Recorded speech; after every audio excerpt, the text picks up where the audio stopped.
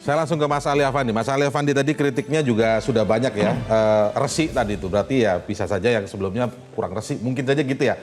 Terus kemudian menyinggung soal apakah Madura ini masih Jawa Timur apa enggak sih? Itu kan tadi juga cukup signifikan untuk menyinggung Bu Khofifah tentu saja ya. Bagaimana tanggapan Anda? Jadi kita tidak akan terjebak oleh shadow boxing dari pasangan lain. Kita ingin menyampaikan bahwa Ibu Khofifah dan Mas Emil merupakan paket lengkap, paket mantap. Jadi bisa dibilang kita bisa melihat Ibu Khofifah dan Mas Emil saling mengisi satu sama lain.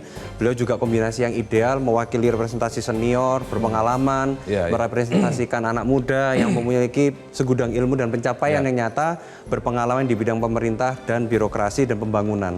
Nah, poin kedua, beliau adalah pemimpin yang visioner, memiliki kemampuan manajerial yang sudah teruji. Jadi tapi diakui tadi ada yang beberapa yang belum tadi misalnya dari Mas Gibran. Tentunya perlu waktu yang harus cukup. 5 tahun ini sangat sempit karena apalagi ada COVID. Oleh karena itu dengan segala kerendahan hati tuntaskan dan lanjutkan kepemimpinan Bu Khofifah dan Mas Emil Dardak.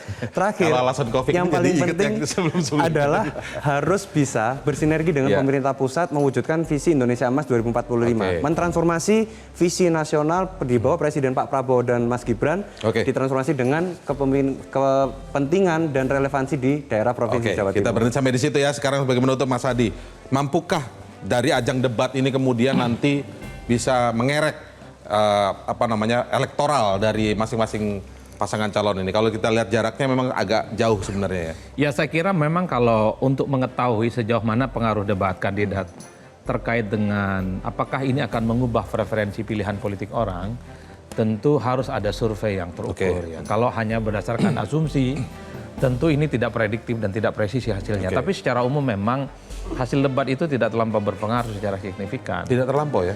Karena di Pilpres saja hanya sekitar 30-40% masyarakat yang merasa nonton debat kandidat. Dan di antara 40% itu hanya sekitar 15% yang menyatakan akan melakukan perubahan preferensi. Tapi kalau kita bicara bidang hari ini kan sebenarnya cukup dekat dengan kehidupan sehari-hari masyarakat. Misalnya pendidikan, kemudian kesehatan dan lain sebagainya itu agak-agak terbungkus normatif atau memang langsung to the point semua tadi itu, Mas? Per hari ini saya melihat satu perdebatan yang jauh lebih konkret ya dan terukur. Misalnya soal bagaimana tentang digitalisasi dan pendidikan termasuk dengan dunia kerja. Sebisa mungkin misalnya anak-anak SMK itu kan diberikan satu model keterampilan yang memang itu sesuai dengan kebutuhan kerja. Betul. Kalau di satu tempat misalnya dia ahli ataupun dia bisa memproduksi satu pertanian misalnya. Jadi SMK-nya itu bukan soal kebengkelan, bukan soal otomotif dan seterusnya.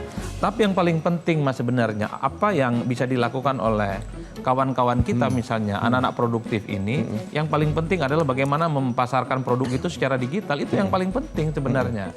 Ini yang saya kira konkret dan nyata karena memang banyak sekolah-sekolah vokasi itu memang tidak sesuai dengan kebutuhan daerah itu. Itu yang saya kira menjadi terukur dan menarik ya. Baik.